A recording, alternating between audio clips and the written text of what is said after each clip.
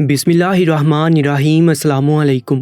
दरबारी TV YouTube channel पर आप सबको खुशामदीद कहते हैं। मैं आज बहुत खुश थी क्योंकि मेरे चाचू 8 साल बाद पाकिस्तान आ रहे थे। मेरे अब्बा के अलावा हमारी 3 फूफियाँ थी, चाचू सिर्फ एक ही थे जो इतने दूर रहते थे। मैं अपने उस चाचू को बहुत पसंद करती थी। हालांकि बचपन से ही मैंने छोटे चचा के बारे में यही सुना था कि दादा की वफ़ात के बाद छोटे चचा दुबई चले गए थे और वापस कभी नहीं लौटे थे। यहाँ तक कि दादी की वफ़ात पर भी अपने इम्तहानात की वजह से वो पाकिस्तान नहीं आए थे। मैंने छोटे चचा के बारे में सिर्फ बातें सुनी थी। मेरे अब्बा हर एक को फ़ख्र से बताते थे कि उनका छोटा भाई कम उम्री में ही दुबई चला गया था, वहीं पढ़ाई की और अब बहुत अच्छी नौकरी कर रहे थे। छोटे चचा के बारे में अब्बा की बातें सुन सुनकर हम बहन भाइयों को चचा से मिलने का बहुत शौक़ होने लगा। अब्बा ने हमारा शौक़ देखा तो एक रोज़ हमारी फ़ोन पर बात करवा दी। उस रोज़ के बाद से तो हम सब बहन भाई छोटे चचा के दीवाने हो गए थे। छोटे चचा का लहजा इतना धीमा और प्यारा था कि हम बहन भाई कितने ही रोज़ तक चाचू की बातें करते रहे और मेरे अब्बा हमारे पागलपन पर हंसते रहते थे। फिर अक्सर मैं अपने अब्बा से ज़िद करके छोटे चाचू से बात करने लगी। मुझे चाचू से बात करके बहुत खुशी होती थी। मेरे कच्चे जहन में चाचू से अकीदत और प्यार बढ़ने लगा था। फिर उनसे रिश्ता ऐसा था कि मेरे माँ बाप भी मेरे चाचू से मोहब्बत पर नाराज़ नहीं हुए। जब मैं 12 साल की थी तब पहली बार मैंने सुना कि चाचू पाकिस्तान आ रहे हैं। उन दिनों हमारे घर में चाचू की आमद की वजह से सब बहुत पुरजोश रहने लगे थे। अब्बा ने सौदा सलफ लाने में ख़ास एहतमाम किया कि छोटा भाई सालों बाद आ रहा है, इसलिए उसके खाने पीने में कोई कमी ना रहे। अम्मा ने घर को ऐसे साफ़ कर दिया जैसे ईद आने वाली हो। सारा दिन हम बहन भाइयों को हमारे अम्मी अब्बा तमीज़ से रहने और अच्छे अल्फाज में बात करने की तलकीन करते रहे। सब खुश थे मगर मेरी खुशी दीदनी थी। चाचू से बात कर कर के अब मेरा उनको देखने का शौक़ इतना शिद्दत अख्तियार कर चुका था कि अगर वो आने का ना बोलते तो मैं किसी रोज़ खुद उनको पाकिस्तान आने की दावत दे देती। फिर वो दिन भी आ गया जब मेरे चाचू पहली बार हम सबसे मिले। मैं अपने चाचू को देखकर हैरत ज़दा रह गई थी। वो 25 साला भरपूर जवान थे और अच्छे लिबास और बेहतरीन शख्सियत की वजह से पहली नज़र में ही अच्छे लग रहे थे। मैं तब 12 साल की थी, इतनी भी बच्ची ना थी कि चाचू की शख्सियत में मखसूस रख रखाव पहचान पाती। मैं जो पहले चाचू के लबो लहजे की दीवानी थी, उनसे रूबरू मिलकर मज़ीद उनसे उनसियत बढ़ गई। चाचू भी हम सबसे बहुत अपनायत और मोहब्बत से मिले थे और बहुत महंगे तोहफ़े लाए थे। मेरे बहन भाई और मैं वो तोहफ़े पाकर खुशी से पागल हो रहे थे। चाचू हमारे पास पूरा 1 माह रहे और इस दौरान उन्होंने हम सब बहन भाइयों को बहुत प्यार दिया, बहुत घुमाया फिराया। वो सारा दिन हमसे बातें करते थे। घर से ज़्यादा बाहर रहने का उन्हें शौक़ ना था। मेरे अब्बा और चाचू बस 2 ही भाई थे, इसलिए चाचू का क़याम हमारे ही घर में रहा। 3 फूफियों ने बाकायदा दावत देकर छोटे भाई को बुलाया था, मगर चाचू बहनों के घर या बाकी रिश्तेदारों के घर कुछ ही देर के लिए जाते थे। बाकी तमाम वक्त वो हमारे साथ रहे। मेरे अब्बा उन दिनों बहुत खुश रहते थे और बहुत फ़ख्र से अपने भाई को अपने दोस्तों से मिलवाते थे। मैं अक्सर चाचू से एक ही सवाल करती कि वो पाकिस्तान और अपने बहन भाइयों को छोड़कर दुबई में क्यों जा बसे। मेरा दिल चाहने लगा कि काश चाचू हमारे घर में ही हमेशा के लिए रह जाएं और कभी हमसे दूर ना जाएं। मेरे सवालात पर चाचू बस मुस्कुराकर इतना बोलते कि हमारे दादा की वफ़ात के बाद उनका कहीं दिल नहीं लगता था, इसलिए वो दुबई चले गए। मैं चंद दिनों में ही चाचू के बहुत करीब हो गई थी। पहले मुझे लगा कि मैं भी चाचू के सैर करवाने और नरम बोलने की वजह से मारूब हूँ, मगर फिर मुझे महसूस हुआ कि मेरी चाचू के लिए पसंदीदगी बहुत खालिस थी। मुझे घूमने फिरने से फ़र्क नहीं पड़ता था, ना ही मुझे चाचू के बार बार महंगी चीज़ें खरीद कर देने से गर्ज थी। मेरे लिए चाचू का होना ही काफ़ी था। मैं स्कूल में भी बेचैन सी बैठी रहती कि कब घर जाऊँ और चाचू के पास बैठ जाऊँ। घर जाकर भागते दौड़ते अपना काम करती और चाचू के पास बैठ जाती थी। जितने रोज़ चाचू पाकिस्तान में रहे, हमें वही शाम के वक्त बिठाकर पढ़ाते और स्कूल का काम करवाते। मैं पढ़ाई में बहुत अच्छी थी। चाचू मेरी जब भी तारीफ़ करते मैं शर्मा जाती थी। मुझे महसूस हुआ जैसे चाचू भी मुझे ख़ास तवज्जो देने लगे थे। वो मुझसे अक्सर बोलते कि अगर तुम इसी तरह मेहनत से पढ़ती रही तो तुम्हें आला तालीम के लिए दुबई बुलवाऊंगा और बहुत अच्छी यूनिवर्सिटी में दाखिला करवा दूंगा। मैंने इस बात को दिमाग में बिठा लिया था। मेरी तवज्जो तालीम पर मज़ीद बढ़ चुकी थी। मैं चाचू को खुश करने और उनकी तारीफ़ वसूल करने के बहाने तलाश करने लगी। 1 माह का वक्त पड़ लगा कर उड़ गया और फिर चाचू की वापसी का वक्त भी आन पहुंचा। हमारे घर में सभी चाचू के जाने से उदास थे। मगर मेरा गम तो बहुत बड़ा था। मेरे लिए चाचू से दूर रहना ऐसे मुहाल हो गया जैसे बचपन से उनके पास रही हूँ। मुझे एक ही माह में चाचू की बहुत ज़्यादा आदत हो चुकी थी। मैं चाचू से लिपट कर रोने लगी कि वो वापस ना जाएं।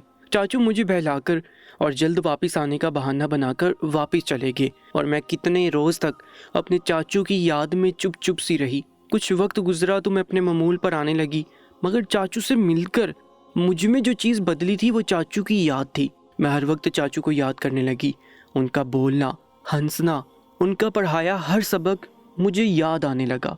मैं पढ़ाई में बुरी तरह गुम होगी ताकि कामयाबी हासिल कर सकूं और चाचू मुझे दुबई बुलवा लें। मैं चाचू से मिलने और उनके साथ रहने के ख्वाब देखने लगी। चाचू के वापस जाने के बाद कुछ अर्सा तो हमारी पहले की तरह फ़ोन पर बात होती रही और मैं हर बार चाचू को उनका वादा याद दिलाती कि उन्हें जल्द लौट कर आना है। वो मेरी इस जिद पर हंस देते थे और फिर कुछ अर्सा बाद राबता ना होने जैसा रह गया। अब्बा ने बताया कि चाचू की बहुत अच्छी नौकरी लग गई थी और मसरूफियत भी बढ़ गई थी। वक्त तेज़ी से गुजर रहा था। चाचू से मिले सालों गुजर गए। मैं जवान हो गई, मगर मेरे दिल से चाचू की याद कम नहीं हुई। मुझे गुजरे माह साल से फ़र्क नहीं पड़ा था। चाचू से बात नहीं होती थी, मगर फिर भी मुझे उनके लौट आने का इंतज़ार रहने लगा था। वक्त की धूल ने भी मेरे इंतज़ार को ख़त्म नहीं किया था। फिर मैंने एक रोज़ अब्बा की बातें सुनी तो चाचू से मिलने की उम्मीद फिर से जाग गई। अब्बा उन दिनों बहुत गुस्सा में रहने लगे थे। पता चला कि चाचू ने अभी तक शादी नहीं की और ना ही वो शादी करना चाहते थे। अब्बा के बार बार इस्तफसार पर पहले तो वो मसरूफियत का बहाना करते रहे, फिर एक रोज़ साफ अल्फाज में कह दिया कि वो शादी करना ही नहीं चाहते। अब्बा को चाचू की ये बात बहुत बुरी लगी थी। वो गुस्सा होने लगे कि चाचू दुबई में इतने वक्त से अकेले रहते थे। अब्बा के ख्याल में तो उन्हें बहुत पहले शादी करके घर बसा लेना चाहिए था ताकि उन्हें तन्हाई का एहसास ना होता, मगर चाचू को शादी एक बोझ लगता था। अब्बा कुछ दिन गुस्सा होते रहे और समझाते रहे और जब चाचू पर असर ना हुआ तो अब्बा ने चाचू को कुछ वक्त के लिए पाकिस्तान आने का बोल दिया। अब्बा खामोशी से चाचू के लिए उनके जोड़ की लड़कियां तलाश करने लगे। जो लड़की पढ़ी लिखी खूबसूरत होती और जो लड़की उनके खूबसूरत और अमीर भाई के काबिल होती। मुझे चाचू की शादी या अब्बा का रिश्ता तलाश महम से गर्ज ना थी।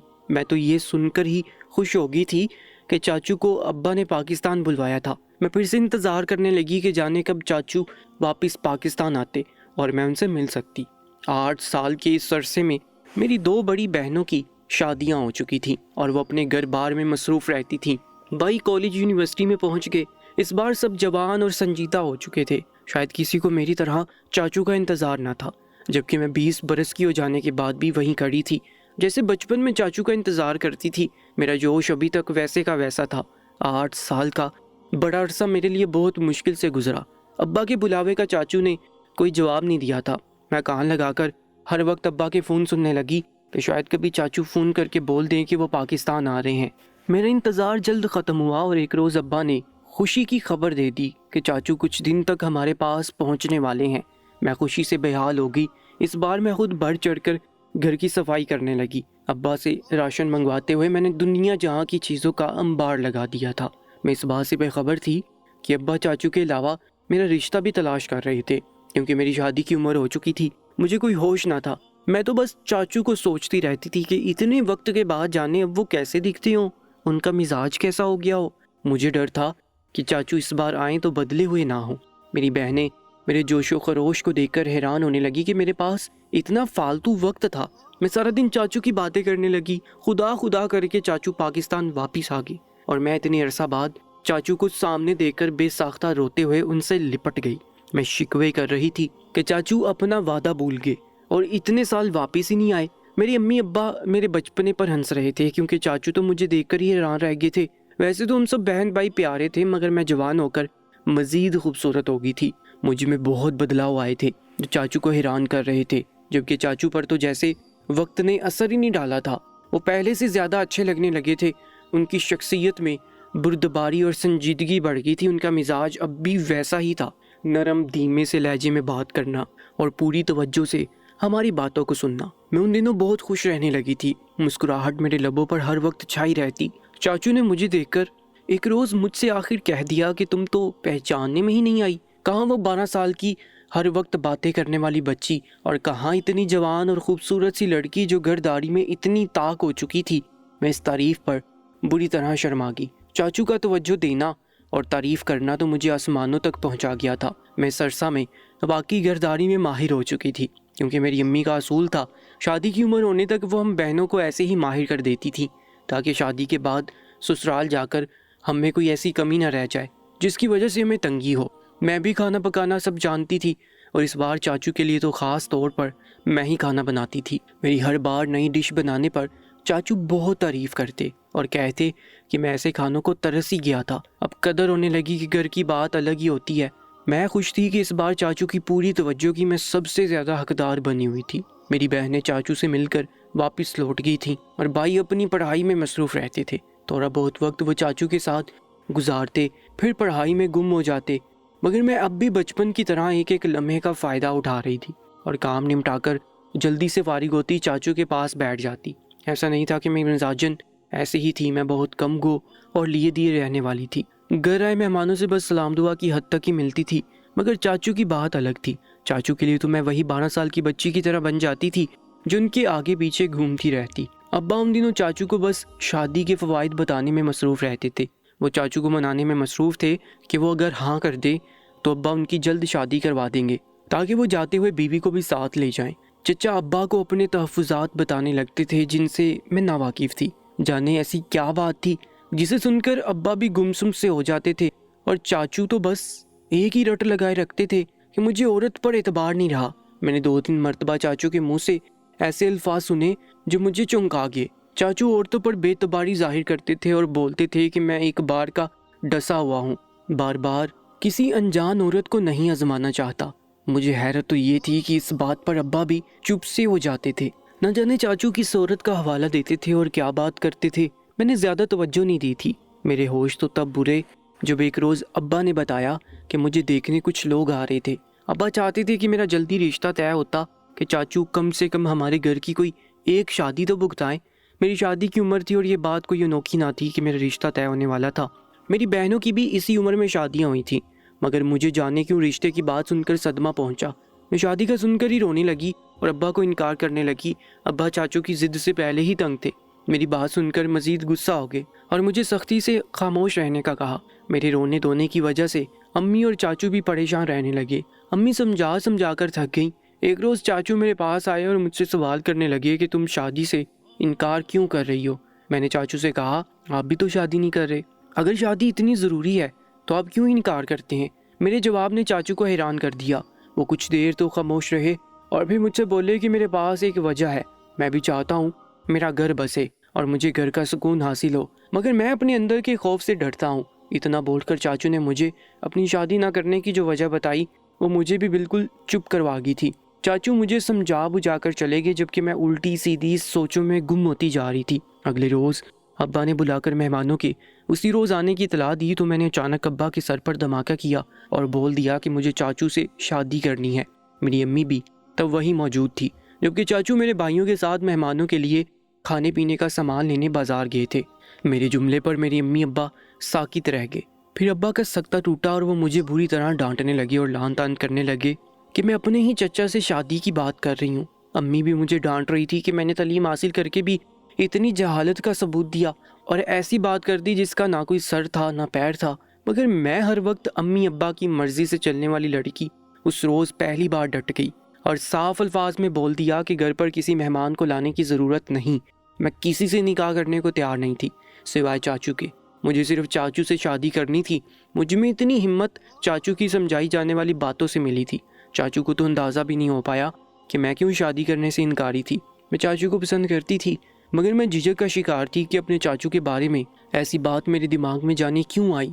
और ये भी था कि शायद चाचू से निकाह ही जायज़ नहीं होगा, मगर चाचू ने मुझे समझाते हुए बेखबरी में ऐसी बात कह डाली जो मुझे इतनी हिम्मत दे गई और मैं अपने वालिदैन के सामने डट गई। अब्बा का गुस्सा सबा नेज़े पर पहुंच गया था। वो मुझे बुरी तरह मारने लगे। अम्मा भी मेरी डिटाई पर रोने लगी थी। चाचू और भाई घर आए तो मुझे मार खाता देखकर घबरा गए। चाचू ने मेरे अब्बा को बहुत मुश्किल से रोका। परेशानी से सवाल करने लगे कि मुझे क्यों मारा जा रहा था। उनके सवाल पर अब्बा शर्मिंदगी से चेहरा सुर्ख कर गए। वो जवाब नहीं दे पाए, मगर मैं मार खाकर भी इसी जिद्दीपन में चाचू के सामने ही बोली कि मुझे उनसे शादी करनी है। चाचू मेरी बात सुनकर पथरा कर रह गए थे। अम्मा शर्मिंदगी से मुझे खींचकर कमरे में ले जाने लगी, जबकि अब्बा बेदम से होकर सोफे पर बैठ गए थे। उनमें अब मुझे मारने या डांटने की भी हिम्मत नहीं रही थी। मेरे भाई भी चाचू से नजरें चुरा रहे थे। घर में अजीब सा माहौल रहने लगा। मेहमानों से बहाना बनाकर माजरत कर ली गई। सब चुप चुप से रहने लगे। मुझे समझाने की सबने कोशिश की, मगर मेरी जिद नहीं बदली थी। मैं खुद भी नहीं जानती थी चाचू को याद कर करके और उनका इंतज़ार करते करते कब मेरे अंदर चाचू के लिए इतनी पसंदीदगी उतर गई कि मैं अब ना चाचू की शादी किसी और से होने का सुन पा रही थी, ना अपने लिए कोई और रिश्ता कबूल कर पा रही थी। चाचू तो मेरे मुंह से वो जुमला सुनकर तब से कमरे में बंद थे। वो दोबारा मेरे सामने नहीं आए, और जब 2 दिन की खामोशी के बाद वो कमरे से निकले तो शर्मिंदा से अब्बा के सामने जा खड़े हुए। मैं तब अपनी अम्मी के साथ किचन में काम करवा रही थी जब चाचू की आवाज़ कानों में पड़ी। चाचू ने अब्बा से जो बात कही वो मेरे होश उड़ा गई थी। मैं किचन के दरवाजे पर खड़ी साकित से चाचू को देख रही थी, जो सामने ही मेरे अब्बा के सामने सर झुकाकर बैठे बोल रहे थे, जबकि मेरे अब्बा पहली बार सर झुकाए सिर्फ सुन रहे थे। वो कुछ बोल नहीं पाए थे क्योंकि मेरी जिद ने उन्हें शर्मिंदा कर दिया था। मैं चीख चीख कर रोने लगी, सबसे लड़ने लगी, क्योंकि चाचू ने अब्बा से कह दिया था कि अब्बा उनके लिए लड़की ढूंढे, वो शादी करके वापस जाना चाहते हैं। मुझे अंदाज़ा था कि इस बार चाचू गए तो वापस नहीं आएंगे। मेरा दिल इस तस्वूर से ही रुकने वाला हो गया था। मैं अपनी बात के जायज़ होने के न जाने कितने दलाइल देने लगी, मगर अब्बा का इनकार इकरार में नहीं बदल रहा था। आखिर थक कर मैंने अपनी एक दोस्त से रब्ता किया जिसकी वालिदा आलिमा थी और इस्लाम की बहुत समझ रखती थी। जो मैंने अपनी मजबूरी उनको बताई तो वो मेरी मदद करने को तैयार हो गई। मुझे यकीन था कि मेरी बात ना मानने वाले मेरे वालिदैन एक आलिमा औरत के दलाइल मान जाएंगे। मेरी सोच सच साबित हुई और मेरी दोस्त की वालिदा के समझाने और मेहनत करने का नतीजा ये निकला कि अब्बा मेरी शादी चाचू से करवाने को तैयार हो गए। मेरी खुशी का कोई ठिकाना नहीं था। चाचू भी अब्बा के कहने पर सर झुका के, ऐसा लगता था वो भी मुझे पसंद करते हैं, मगर लोगों से डरते थे। अब जब अब्बा मान गए तो चाचू ने भी कोई इतराज़ नहीं किया। मैंने चंद दिनों में अपने इस बचपन के ख्वाब की ताबीर पा ली और मेरा निकाह अब्बा के छोटे भाई से ही हो गया। शादी पर मेरी कुछ दोस्तें आईं तो ये सुनकर उन्हें झटका लगा कि मैंने अपने ही चाचू से शादी कर ली है। वो मुझे शर्म दिलाने लगी, तौबा करने लगी, जबकि मुझे उनकी किसी बात से शर्मिंदगी नहीं हो रही थी।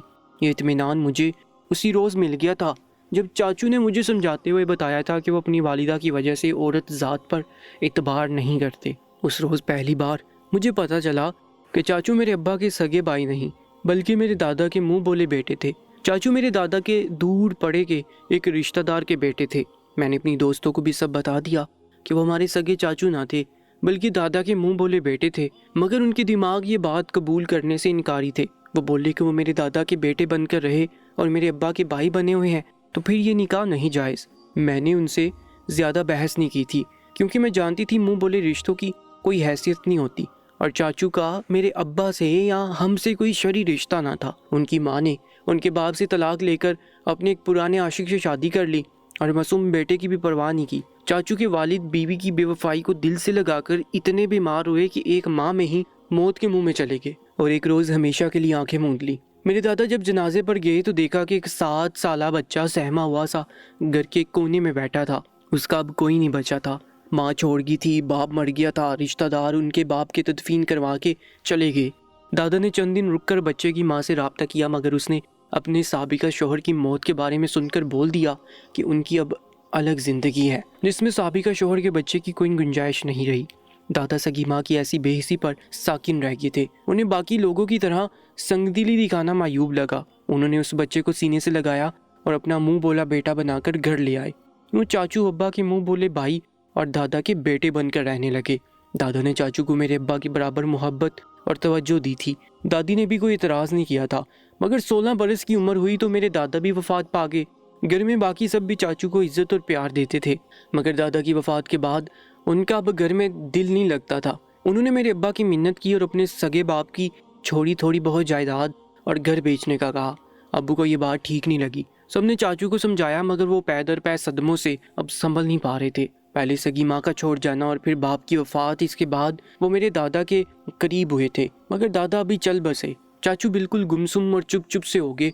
मजबूरन उनकी खुशी के लिए अब्बा ने चाचू के वालिद का घर और थोड़ी बहुत जो ज़मीन थी वो बेचकर पैसा चाचू के बैंक अकाउंट में जमा करवा दिया। यूँ चाचू 16 साल की उम्र में ही दुबई जा बसे, वहीं तालीम हासिल की और रहने लगे। चाचू ने मुझे जब ये बात बताई तो मैंने ठान ली कि अब उनसे शादी करूंगी, मगर अब्बा और अम्मी ये बात मानने को तैयार ना थे कि ये निकाह जायज़ है। मेरे दोस्त की वालिदा हमारे घर आई तो उन्होंने अब्बा को समझाने के लिए बहुत से हवाले दिए। उन्होंने अब्बा को बताया कि हज़रत मोहम्मद सल्लल्लाहु अलैहि वसल्लम ने भी एक ग़ुलाम को आज़ाद करके उन्हें मुँह बोला बेटा बनाया था। उनका नाम हज़रत ज़ैद इब्न हारिसा रज़ी अल्लाह तआला अन्हु था। हज़रत ज़ैद रज़ी अल्लाह तआला अन्हु की शादी हज़रत मोहम्मद सल्लल्लाहु अलैहि वसल्लम ने एक बहुत अच्छे घराने की लड़की से करवाई, मगर उनका रिश्ता ज़्यादा न चला तो हज़रत ज़ैद बिन हारिसा ने तलाक दे दी। हज़रत मोहम्मद सल्लल्लाहु अलैहि वसल्लम ने अपने मुँह बोले बेटे की मुतल्लिका से निकाह कर लिया और वो उम्मुल मोमिनीन बन गई।